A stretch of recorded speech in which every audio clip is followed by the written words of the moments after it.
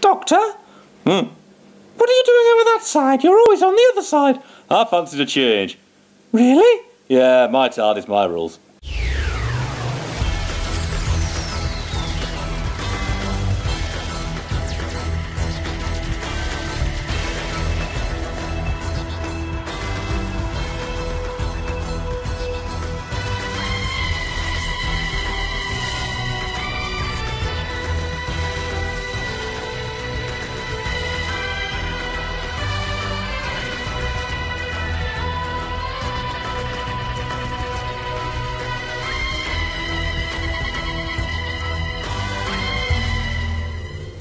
All aboard the mystery train for a ride through the stars.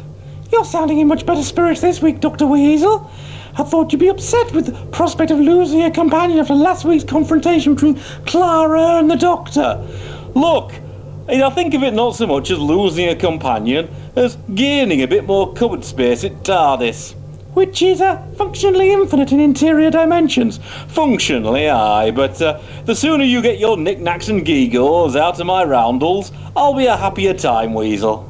Not that I didn't want to interrupt this scintillating badinage, but is there any chance we could talk about this week's episode, Doctor? Or Clara? Oh, if we must, Danny. Right then. Now, the prospect of a mummy on the Orient Express in space, aye, the Orient Express in space, had me about as excited before the episode as if I'd just been told to sit through The Doctor, the Widow and the Wardrobe all over again, followed by the Shakespeare Code. I take it that it defied your expectations? Well, I didn't just defy them, it exceeded them beyond belief. In fact, I think it might just have been the single finest episode of the season, and that barring last week's moon-shaped dip, it's been a season of real highs, so it's a real standout. And it was from a first-time scriptwriter too, Jamie Matheson. Well, as far as I'm concerned, if Mr. Matheson is going to turn out scripts like this, crackling with drama, comedy, nostalgic touches and a decent central plot with a finely timed payoff, then he can write the rest of the bloody series. And I'd be then the happiest time weasel that ever existed. He's writing next week's episode as well, you know. Oh, champion, just champion. I'm as chuffed as a time top with the Sasha Rassilon. You know, I have to agree with you, Dr. Weasel. This felt like another episode of the classic Who series. And again, more than a little touch of the Tom Bakers about it. And did my ear deceive me? Was Capaldi doing a rather fine Tom impression midway through episode? I mean, not to mention his little cigarello case of jelly babies. Well, there's long been that debate that the Doctor can consult with his prior incarnations. Perhaps this was further evidence in support of that theory. And maybe, just maybe, this is why Clara's struggling. This Doctor's made up of fragments of the other Doctors in some sort of rather unstable melange that she's not sure what to take because it changes each week.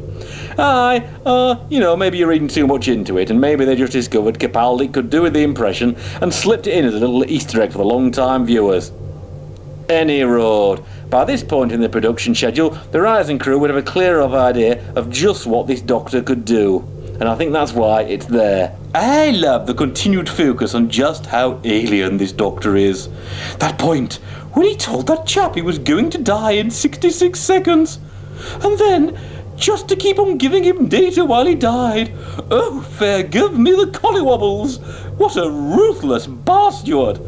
But a magnificent one all the same. And yet, despite that, Clara decided to stay with him after all, basically lying to Danny and the Doctor about her decision. Aye, she's a difficult bird to work out, that Clara. Some may say impossible. Oh, you won't catch me saying that again. But still, I will say she looked absolutely grand in that dress, and that lovely little pixie haircut too. A girl tries, Doctor, a girl tries. Was it just me, or was there a bit of Dan Simmons' Hyperion cantos about this episode? I mean, when you think about it, people travelling to a destination with a shared overlapping purpose that they don't know about initially, while an ancient terror from beyond time hunts them down, that can appear anywhere, anytime. I mean, the foretold wasn't exactly the Shrike, nor did we get the Time Tombs, but I thought there was more than a little bit of homage about that. You know, I'd agree with you as well, Danny. And you know, I must say, while we're thinking about it, gotta say kudos to Frank Skinner for an excellent guest companion slot. I was genuinely sorry not to see Perkins stay on for an episode or two aboard the TARDIS. I thought you said there's only so much room aboard. Well, like some people, Clara, he'd be working his passage, keeping the old girl ticking over. Not just using it as somewhere to store endless frocks, shoes and old maths textbooks. You old-time grump. Oh, did you enjoy Fox's cameo as the singer, singing that classic song from Queen? I think so, but I think I might have blinked and missed her. Did she turn out to be a hard-light hologram as well at the end? Pass. Who do you think has set up this train trap, though, for the Doctor? I mean, the idea that it ties back into that phone call he got at the end of the Big Bang, that's a bit of a shocker. Is it Missy? Has she been after him all this time? Or is it another villain? I have no flipping idea, but if the payoff is as good as this episode's been, I just can't wait. And next week, we're going all two-dimensional. And I can't wait. It looks like a scary one. Two-dimensional, eh? Hey, Soldier Boy, I think you're going to be in your element for a two-dimensional character. You cheeky boss!